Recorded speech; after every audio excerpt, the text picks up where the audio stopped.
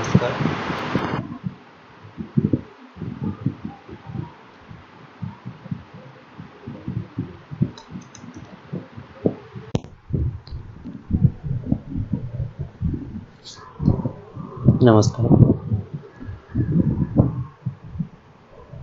आज मैं कुछ और क्वेश्चंस लेके आए जो कॉम्पिटिटिव एग्जाम के प्रीवियस क्वेश्चन पेपर में पूछे गए हैं। एक एक करके हम लोग क्वेश्चंस को देखेंगे। पिछले क्लास में भी हम लोगों ने प्रीवियस क्वेश्चंस को सॉल्व किया था। उम्मीद है प्रीवियस क्लास जो लिए जा चुके हैं वो आप लोगों को पसंद आए होंगे और आप लोगों ने लाइक और सब्सक्राइब बटन को क्लिक किया होगा। हमारा फिर से आप सभी से निवेदन है कि आप लोग लाइक करते रहें हमारे चैनल को और साथ ही साथ सब्सक्राइब बटन को भी क्लिक करते रहें। चलिए अब हम लोग क्लास को स्टार्ट करते हैं। फर्स्ट क्वेश्चन हम लोग देखते हैं। कहता है कि एक लंबवृत्तीय शंकु की ऊंचाई और उसका वृत्तीय आधार की त्रिज्या 9 सेंटीमीटर और 3 सेंटीमीटर दिया हुआ है। कहता है शंकु के उसके आधार के समानांतर दो भागों में काटा गया है के निचले भाग का आयतन आपको दिया हुआ है, तो नीचे भाग के वृत्तीय पृष्ठ की त्रिज्या जो है वो क्या होगी ये आपको पता लगाना है। ठीक है, चलिए इसके सॉल्यूशन पे हम लोग चलते हैं। इसके लिए हम लोग क्या करते हैं,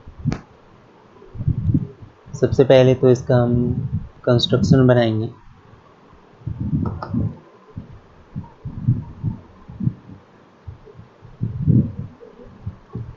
ये है आपका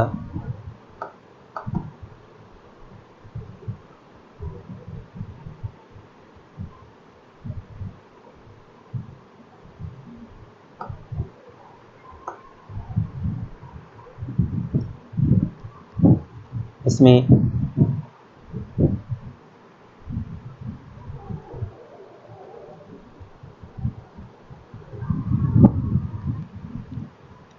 कहता है कि एक शंकु है,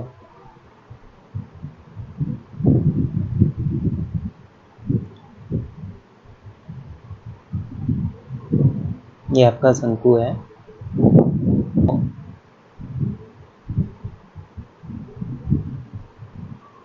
आधार के समानांतर दो भागों में काट लिया गया है।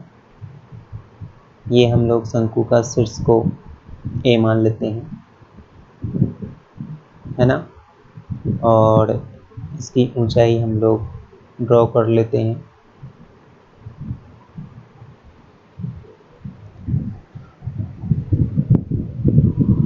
यहाँ पे प्रश्न के अनुसार आपको दिया हुआ है कि कुल ऊंचाई जो है वो 9 है और इसकी जो आधार की त्रिज्या है निचले भाग की वो आपको दिया हुआ है 3। ये इसको हम लोग मान लेते हैं कि ये हमारा स्मॉल r है और ये हमारा स्मॉल h है। तो चूंकि आपको टोटल 9 दिया हुआ है तो ये वाला ऊंचाई आपका हो गया कितना, 9 माइनस h, है ना। चलिए और इसको हम लोग लिखते हैं कैपिटल H। ठीक है, और ये हमारा हो गया कैपिटल R। इसको हम लोग O मान लेते हैं। ये हमारा है B, ये C और ये D। अब हम लोग सॉल्यूशन पे चलते हैं। चूंकि हम लोग देख रहे हैं कि यहाँ पे ये आधार के समानांतर है, तो थेल्स थ्योरम हमारा ये कहता है कि ए सी बटे ओ ए इज इक्वल टू कितना, सी डी बटे ओ बी, है ना। ए सी जो कि आपको कितना है, स्मॉल एच से लिखा जा रहा है, ओ ए, है ना, जो कि आपका कितना है, एच प्लस, इसको हम लोग लिख सकते हैं ओ सी, ओ सी जो कि आपका कितना है, कैपिटल एच, ठीक है। और इजिकल टू सी डी जो कि आपका कितना है, आर, और ये आपका कितना है, 3, ठीक है। और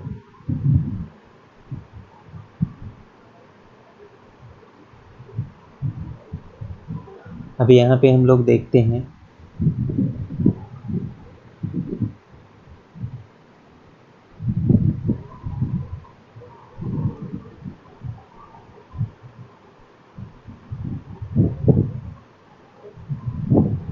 एच बटे H plus 9 minus H is equal to R by 3, capital H का वैल्यू पुट कर दिया तो एच ये दोनों कैंसिल हो गया, 9 इज इक्वल टू आर बटे 3, तो H ratio R is equal to हमारा कितना आ गया, है ना। या यदि हम लोग निकाल ले यहाँ से स्मॉल एच, तो स्मॉल एच बराबर कितना हो गया, 3R, ठीक है। चलिए अब आगे हम लोग देखते हैं, यदि हम लोग इसको रेशियो में लिखना चाहें तो ये 3 रेशियो कितना होगा, R, ठीक है। हमको दिया हुआ है निचले भाग का आयतन 44, तो निचला भाग क्या कहलाता है, इसको हम लोग लिखते हैं छिन्नक, है ना। और छिन्नक का आयतन जो होता है वो हम लोग जानते हैं 1/3 pi h capital R square plus small r square plus capital R into small. यहाँ पे आपको दिया हुआ है आयतन 44, 1/3 पाई वैल्यू 22/7 गुने कैपिटल आर का स्क्वायर, कैपिटल आर आपको दिया हुआ है 3 का स्क्वायर कितना हो गया, 9 प्लस स्मॉल आर का स्क्वायर रहने दीजिए चूँकि आपको त्रिज्या निकालना है, ये आपका हो गया 3 इंटू आर। अब ये 22 से 2 बार में कैंसिल हो गया, ये 7 2 14, 1/3 इंटू एच का मान आपको यहाँ पे दिया हुआ है, आपने निकाला है, एच इज इक्वल टू, ये चिन्हक का है तो चिन्हक का तो आपने कैपिटल एच माना है, जो कि एच बराबर कितना है, 9 माइनस एच, जहाँ पे H is equal to 3R into, इसी को हम लोग लिख सकते हैं 3 का square plus R square plus 3 into R, ये 3 से कैंसिल हो गया, कॉमन लेके 14 बराबर ये आपका आ गया 3 माइनस आर इंटू 3 का स्क्वायर प्लस आर का स्क्वायर प्लस 3R, और ये आपका फॉर्मूला हो गया किसका, A square A cube minus B cube का, है ना। तो R cube is equal to आपको कितना निकल गया, 27 माइनस 14 बराबर आपका कितना हो गया, 13, तो R cube is equal to आपको निकल गया 13, तो आर बराबर क्या हो गया, क्यूब रूट 13, यही त्रिज्या आपको निकालना था, जो कि आपको आंसर नंबर कितना हो गया, बी, ये आपका आंसर होगा। उम्मीद है सभी को समझ में आया होगा।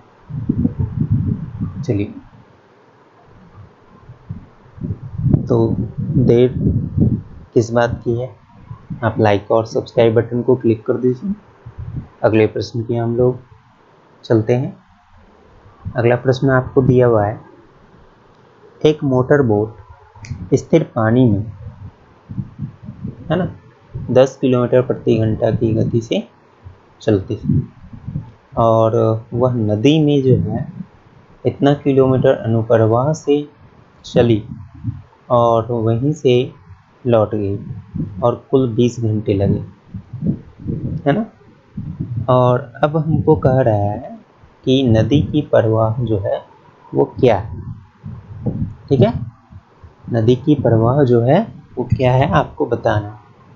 तो यहाँ पे आपको प्रश्न में क्या दिया हुआ कि वो 91 किलोमीटर चली, जबकि 10 किलोमीटर प्रति घंटा नदी का शांत जल में है चाल, और मान लेते हैं धारा की चाल यानी प्रवाह की चाल जो है वो x किलोमीटर प्रति घंटा, ठीक है।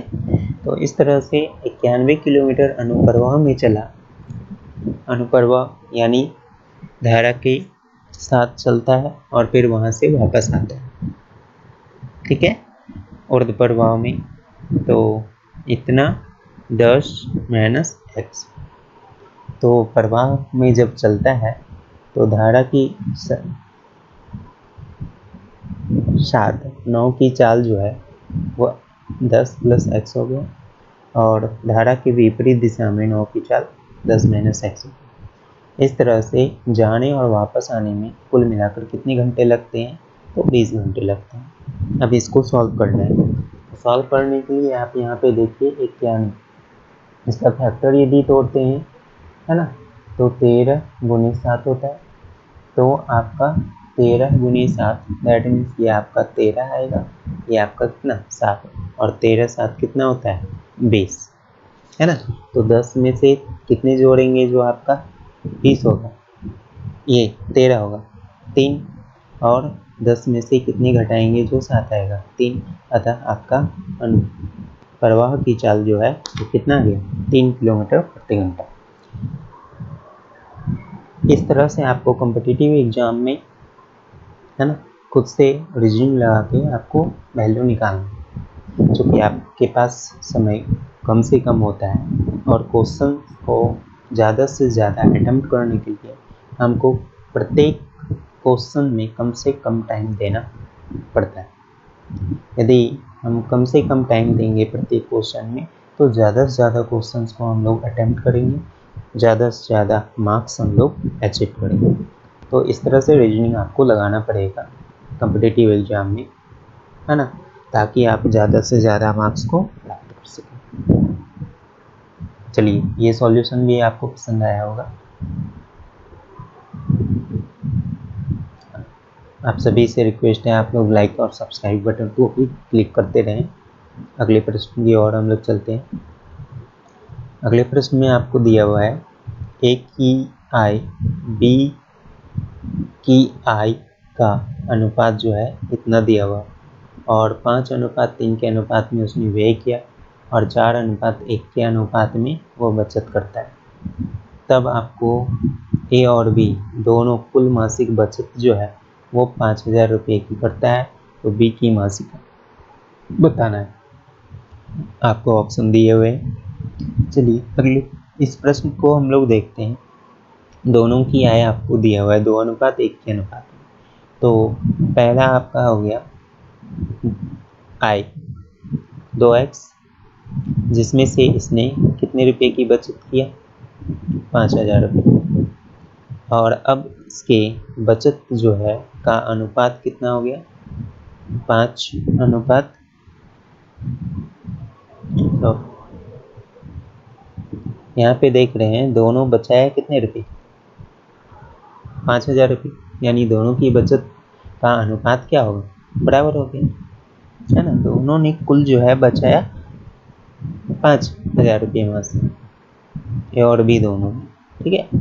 तो अगला हम लोग चलते हैं, इसमें देखते हैं कि 2x और पहला जो है ये 4,000 रुपया बचा है, क्योंकि कुल जो है 4:1 के अनुपात में है, और कुल किसने बचा है 5,000 रुपये। तो 4/5 गुने कितना 5,000, तो ये आपका कैंसिल हो गया, बचत बराबर कितना आया, 1 का 4000, तो बी का बचत कितना हो गया, 1000 रुपये। तो यदि हम लोग ए के कुल आय में इसकी बचत को घटा दें, है ना, तो बच्चा क्या, व्यय, और बी की कुल आय जो कि कितना 100 रुपये है, इसकी बचत जो कि कितना 1000 रुपये, इसको यदि घटा दें तो हमको क्या निकले, बचत। और बचत का जो रेशियो दिया हुआ है वो कितना, 5:3 का। इसको सॉल्व कर लीजिए। जो x का वैल्यू आया है ना, तो इसको सॉल्व करने पे x का वैल्यू हमारा निकलेगा 7000, अतः आंसर कितना हो गया, 7000। समझ में आया? कोई दिक्कत है?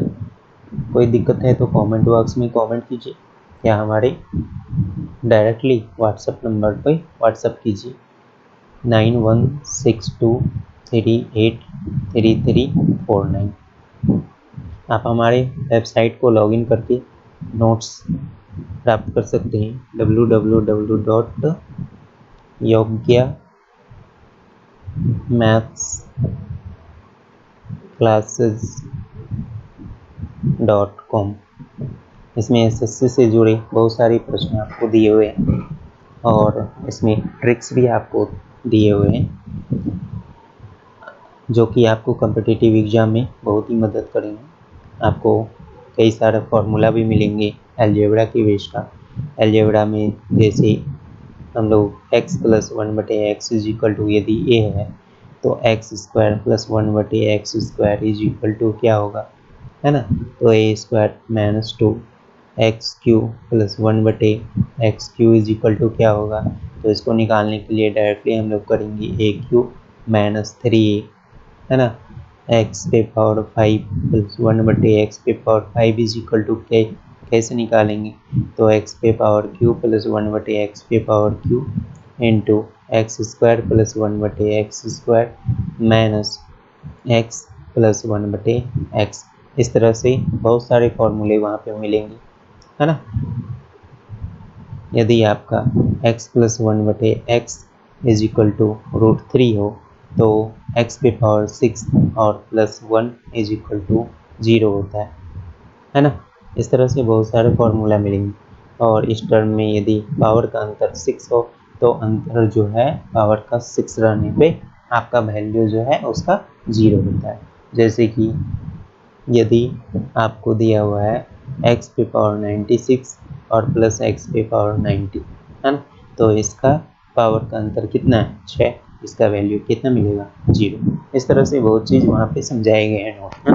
आप लोग से रिक्वेस्ट है कि आप एक बार हमारे वेबसाइट को क्लिक करें। वेबसाइट यहाँ पे आपको दिखाया गया है, वेबसाइट को क्लिक करें, उसमें बहुत सारे नोट्स आपको मिलेंगे, एक बार वॉच कीजिए।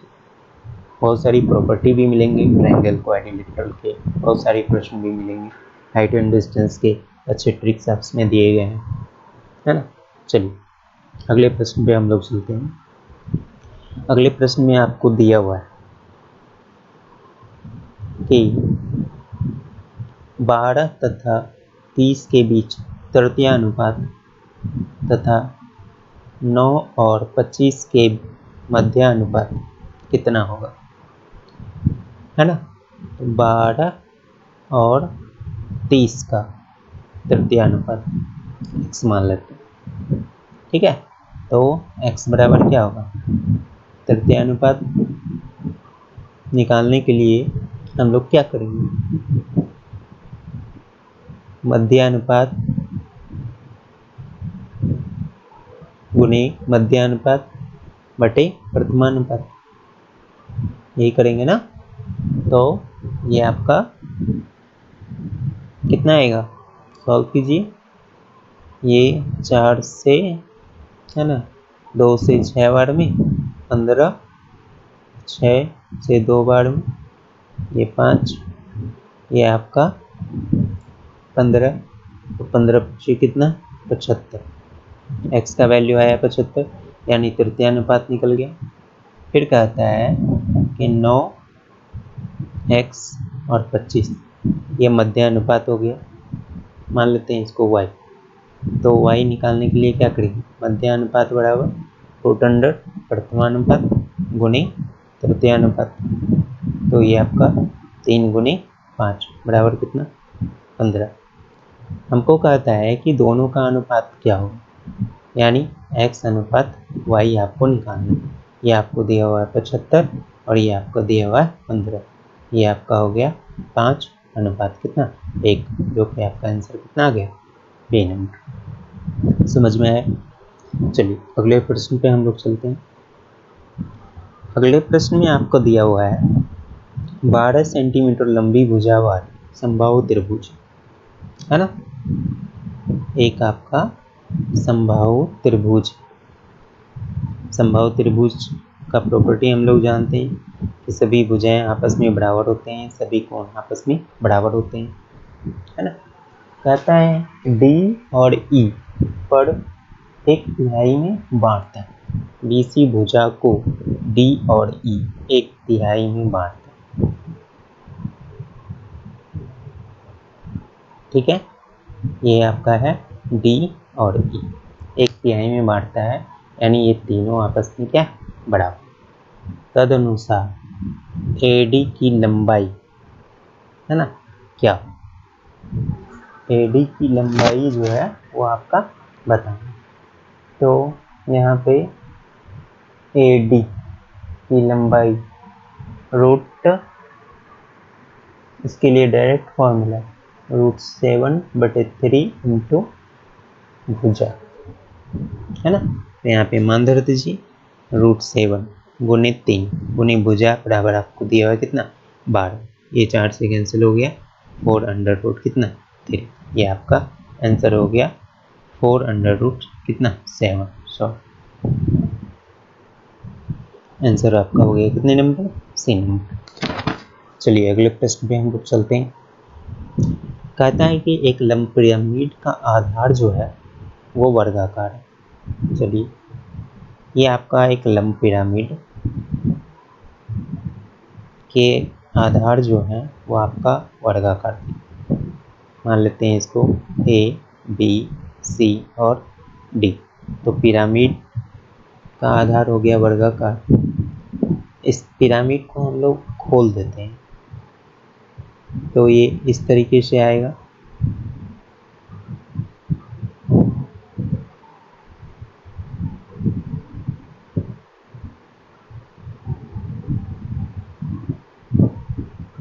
है ना, ये मान लेते हैं ई एफ सभी आपका जो, यदि हम लोग इसको जोड़ेंगे तो ये सभी ओ पॉइंट आ जाएगा, है ना। पिरामिड यदि बनेगा जिसका आधार ये है तो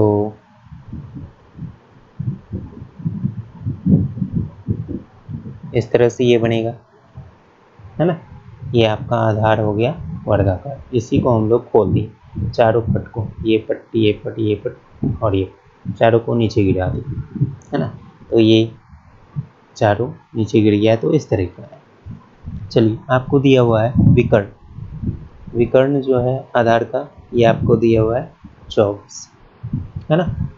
यहाँ पे अब यदि पिरामिड का आयतन बराबर आपको दिया हुआ तो उसकी ऊंचाई जो है वो क्या हो। ऑप्शन दिया हुआ है 7, 8, 9 और 10। चलिए अब देखते हैं इसमें से कौन सा ऑप्शन आपका करेक्ट होगा। हम लोग जानते हैं पिरामिड का आयतन बराबर 1/3 गुने, है ना, क्या होगा आधार का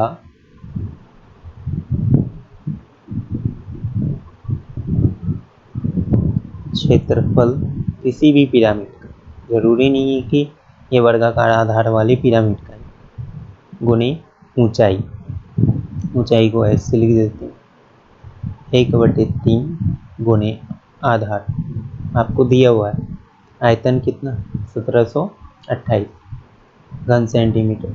आधार का क्षेत्रफल ये चूंकि वर्गाकार है, वर्गाकार क्षेत्र का क्षेत्रफल हाफ गुने विकर्ण का स्क्वायर, यहाँ पे विकर्ण आपको दिया हुआ है 24 कितना 2, है ना, गुने ऊंचाई, ऊंचाई बराबर आपको पता नहीं है जो कि आपको पता करना है, ठीक है। चलिए इसको आप सॉल्व कीजिए। ये 6 से कैंसिल हो गया, ये 1728 भागा 6/√2 is equal to h, sorry विकर्ण का स्क्वायर होता है ना।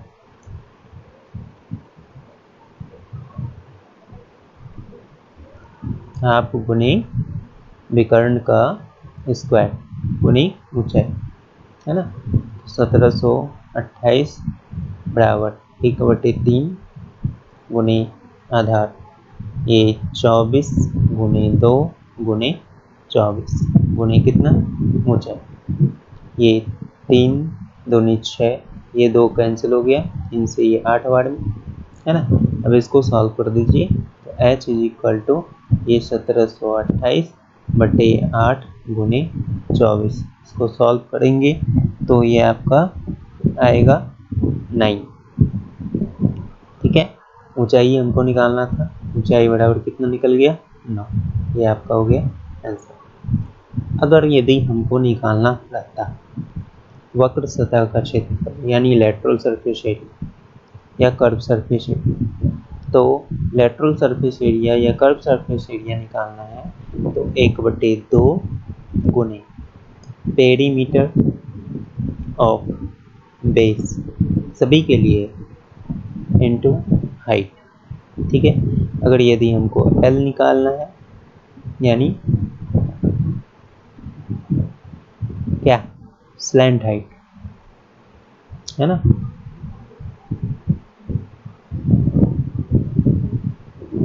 तिर्यक ऊंचाई, तो √L² और प्लस h²। ठीक है, LR² प्लस h²। यहाँ पे तो r नहीं दिया हुआ है तो इसलिए आपका क्या होगा a/2 का होल स्क्वायर और प्लस h²। ठीक है, चलिए अगले प्रश्न में हम लोग देखते हैं। कहता है चक्रवृद्धि ब्याज की दर से कोई धन 2 साल में कितने रुपया होता है और 3 साल में कितने रुपये। चलिए, तो 1 साल में जो वृद्धि हो गई वो कितने रुपये की हुई, तो 2662 माइनस 2420 यानी कितने रुपये की वृद्धि हो गई, 242 रुपये की वृद्धि हो गई। ठीक है, अब चूंकि 1 साल में 242 रुपये की वृद्धि होगी तो हमको निकालना है दर प्रतिशत। तो दर बराबर निकालने के लिए वृद्धि गुने 100 बटे कितने में वृद्धि हुई, 2 साल में कितने की वृद्धि हुई थी ना। ये आपका सॉल्व कीजिए, ये आपका 10, ये 0 0 कैंसिल यानी कितने परसेंट, 10% आपका आंसर। ठीक है, चलिए अगले प्रश्न के लिए हम लोग चलते हैं।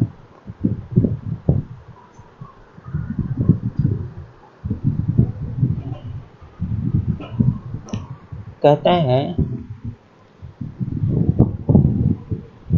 कि 250 पुरुष प्रतिदिन 5 घंटे काम करते हुए 20 दिन में किसी काम यानी एक काम को समाप्त करते है ना। दोनों तरफ काम बराबर है तो एक लिखना यहाँ पे जरूरी नहीं है ना। इतना आदमी जो भी काम करते हैं उतना ही काम, कहता है कि उसी काम को प्रतिदिन 8 घंटे करते हुए 10 दिन में पूरा करना है तो कितने आदमियों की आवश्यकता होगी ये पता नहीं, निकालना है हमको x का वैल्यू। ठीक है, बस इसको सॉल्व कर दीजिए। ये आपका कितना आता है, ये है ना 0 और ये 0 कैंसिल हो गया, ये 4 से आपका 2 बार में, 4 से आपका 5 बार में, तो 25 25 625 बराबर 2x। तो x बराबर कितना 625 बटे कितना 2।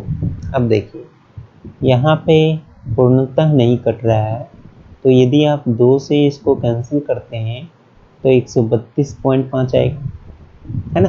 तो 132.5 112.5 में 112 भी हो सकता है, 113 भी हो सकता है, ठीक है, यहाँ पे दोनों ऑप्शन आपको दिया हुआ है। अब देखिए रीजनिंग है कि 312.5 आदमी की आवश्यकता होगी। यदि आप इसको कम कर देते हैं तो काम कंप्लीट ही नहीं कर पाए। ज़्यादा आदमी होगा यानी उससे ज़्यादा लेंगे तभी तो काम समाप्त होगा ना। तो इसलिए आपका न्यूनतम संख्या कितना होना चाहिए? 312 होना चाहिए। 12 नहीं, 313 होना चाहिए, क्योंकि यदि आप 312 लीजिएगा तो ये तो काम को समाप्त ही नहीं कर पाएगा, है ना, क्योंकि ये 0.5 कहाँ चला जाएगा, तो काम को समाप्त नहीं कर पाएगा। इसीलिए आपका मिनिमम जो होना चाहिए 312 होना ही हो, 313 होना ही हो। ठीक है, चलिए अगले प्रश्न की ओर चलते हैं। कहता है कि 13 का वह सबसे छोटा गुणज कौन सा होगा जो 4, 5, 6 और 8 से भाग देने पर प्रत्येक दशा में 2 शेष बचते हैं।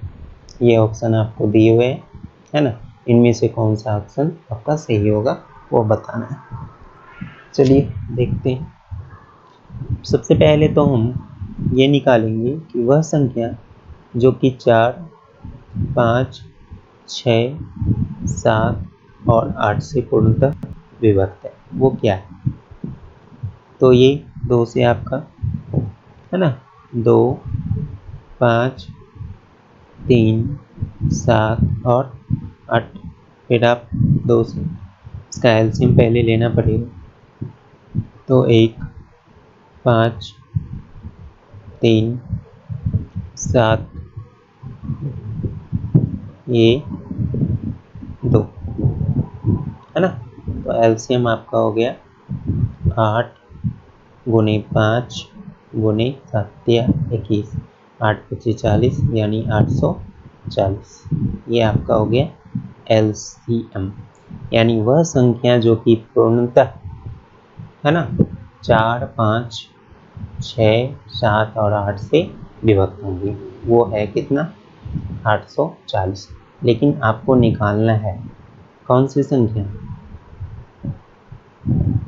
संख्या 13 का गुणज होनी चाहिए, है ना, और 2 प्रत्येक दशा में शेषफल बचना चाहिए, है ना। तो मान लेते हैं वह संख्या है 840 गुने x प्लस 2। अब 13 का गुणज होना चाहिए, तो 840 को आप लिख सकते हैं, यदि आप 13 से इसको भाग दीजिएगा, है ना, तो ये आपका 64 गुने 13 प्लस 8 आएगा, है ना। भाग दीजिएगा 13 बार में कैंसिल होगा, 8 से फल बचेगा। तो आप इसको लिख सकते हैं 840 को क्या?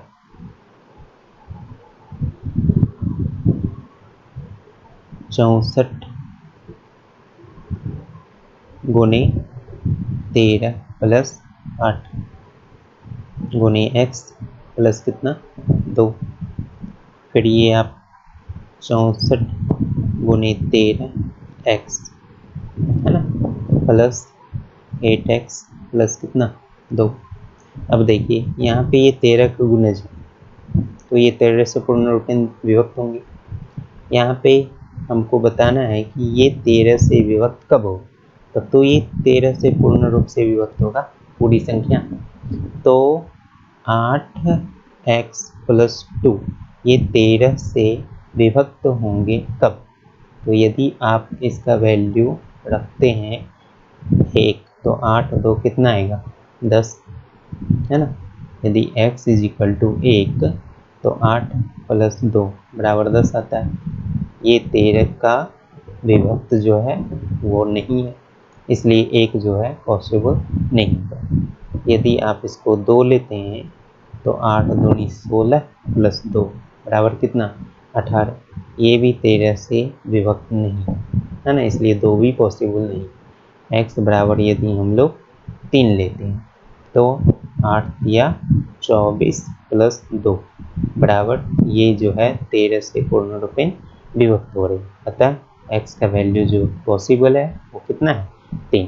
तो आपको निकालना है संख्या तो संख्या हो गया 840 प्लस कितना 2, 840 गुने 3 है ना, प्लस कितना 2, तो ये 2520 प्लस 2 बराबर 2500 कितना 22।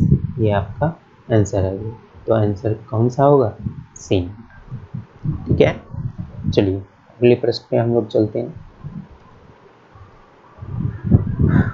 कहता है अगले प्रश्न में कि कंडीशन दिया हुआ है कि यदि a 0 से बड़ा हो, b भी यदि 0 से बड़ा हो, तो आपका ये a प्लस बी होगा,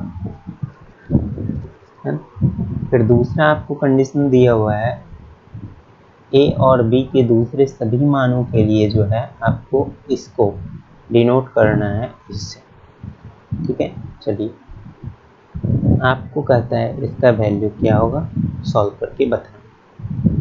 x ये साइन दिया हुआ है स्टार का, इसको यदि हम लोग सॉल्व करते हैं तो ये माइनस कितना आएगा 6। ठीक है, फिर 3 और 1, ये 0 से बड़ा, ये भी 0 से बड़ा है, तो 0 से बड़ा होने पर क्या लेना है, a प्लस बी। तो 3 और 1 कितना हो गया 4, है ना, बटे। अब यहाँ पे देखिए ये आपका माइनस कितना आएगा 3, और ये आपका साइन जो है वो दे दीजिए, है ना, और फिर ये आपका कितना हो गया 4। चलिए 8 माइनस 6, है ना, तो b के प्लेस पर -6 है, तो दूसरे सभी मानों की, यहाँ तो a और b दोनों 0 से बड़ा होंगे तभी लेना, तो ऐसा तो यहाँ पे क्या है 0 से छोटा, तो ये अदर मान में आएगा, तो हमको इसको लेना है। तो अंडर रूट 8 का स्क्वायर और प्लस -6 का स्क्वायर, है ना, -4 बटे, ये नीचे भी आपका a का मान जो है वो 0 से छोटा है, तो अदर मान के लिए हमको लेना है अंडर रूट वाला a स्क्वायर यानी -3 का स्क्वायर और प्लस 4 का स्क्वायर, है ना। सॉल्व कर दीजिए, ये आपका 10 -4 और ये आपका हम लोग जानते हैं पाइथागोरस से 6 8 और 10 ट्रिपलेट होता है, तो 3 4 और 5, तो नीचे वाला 5 हो गया, ऊपर वाला 10 हो गया, तो ये आपका 6 बटे कितना है 5, तो आंसर कितना हो गया सी नंबर 6 बटे। समझ में आया। अगले प्रश्न पे हम लोग चलते हैं। अगला प्रश्न आपको दिया हुआ है कि एक आदमी 10,000 रुपये एक भाग को 5% पर, दूसरे भाग को 6% पर निवेश करता है।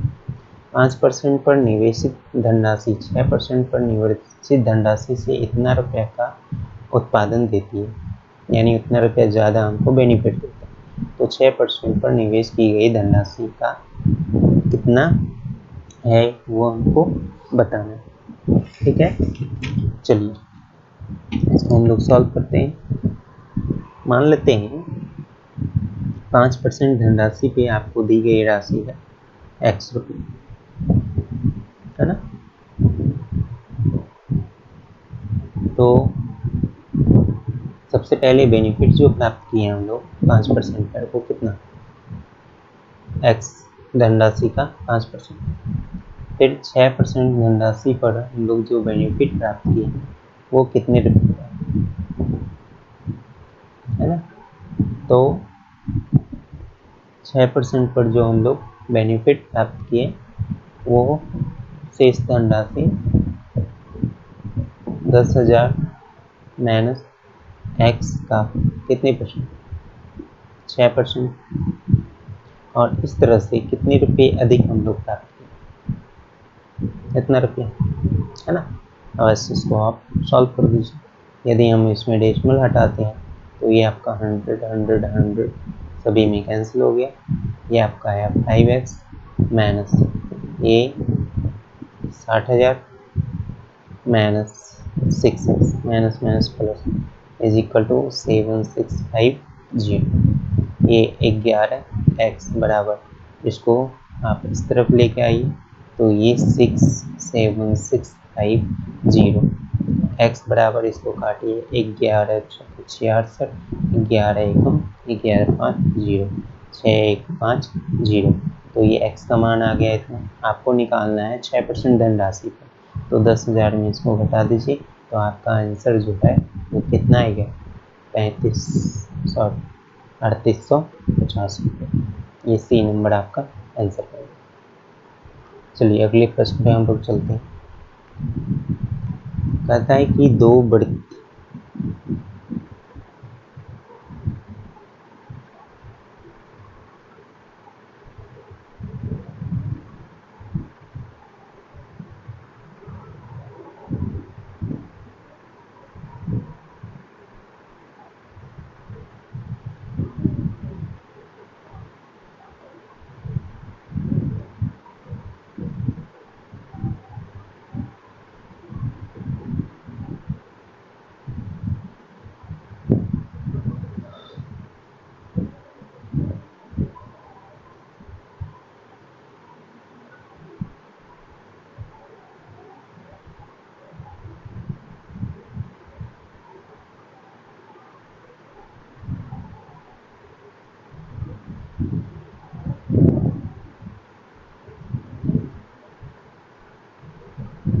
ये हो गया, एक दूसरे को अंतः स्पर्श करते हैं। अंतः स्पर्श करा दिया आपने।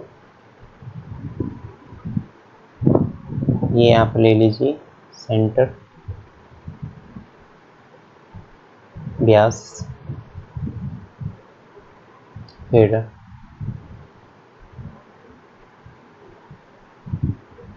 इधर से भी ले लीजिए आप व्यास।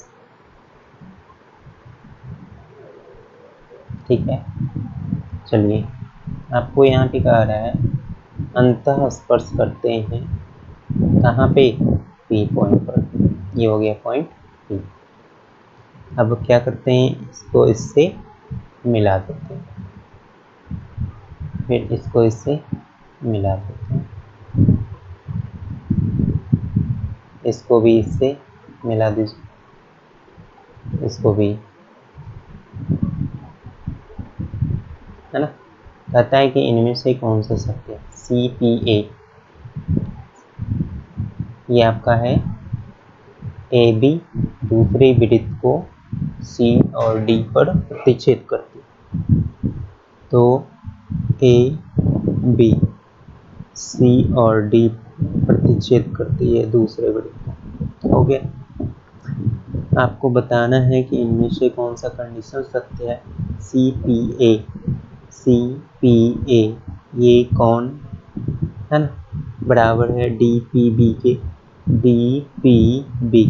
इसके, है ना। यही बिल्कुल सत्य है। आपका आंसर क्या हो गया, ए नंबर।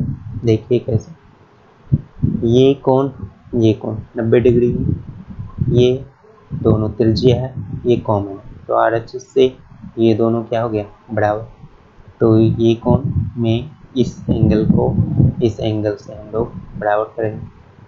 फिर उसी तरीके से बड़े वाले त्रिभुज में यदि लेंगे तो ये कोण और ये कोण RHS से दोनों त्रिभुज सर्वसम होंगे, तो ये कोण और ये कोण आपस में क्या होंगे, बराबर।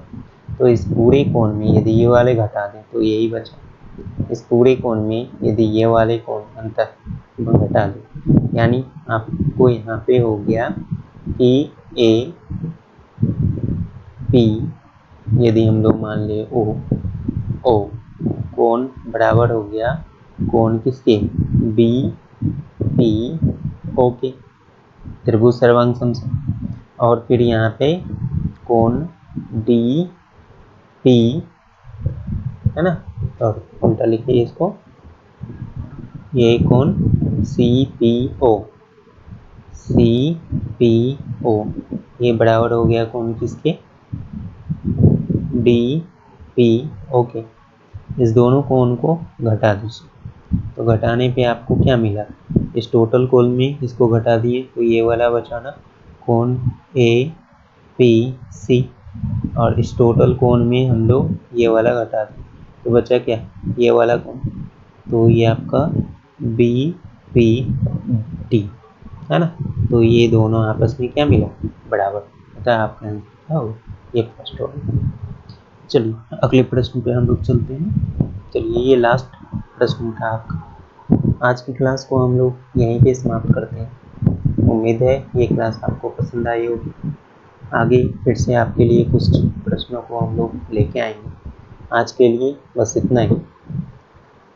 जाते जाते आप लोगों से फिर से निवेदन है कि आप लोग हमारे चैनल को सब्सक्राइब बटन पे क्लिक करें। उम्मीद है आपने सब्सक्राइब बटन को दबाया होगा और लाइक भी किया होगा। कोई भी क्वेरी यदि रहती है तो आप हमारे कमेंट बॉक्स में कमेंट कर सकते हैं या हमें डायरेक्ट व्हाट्सएप नंबर पे व्हाट्सएप कर सकते हैं।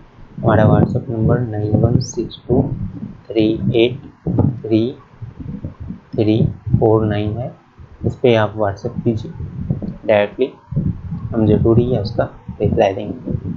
ऑनलाइन क्लासेस के लिए भी आप इस नंबर पे हमें कांटेक्ट कर सकते हैं। आज के लिए इतना ही। आप सभी को नमस्कार, फिर से मिलेंगे अगली क्लास में। आज के लिए बस इतना ही। धन्यवाद।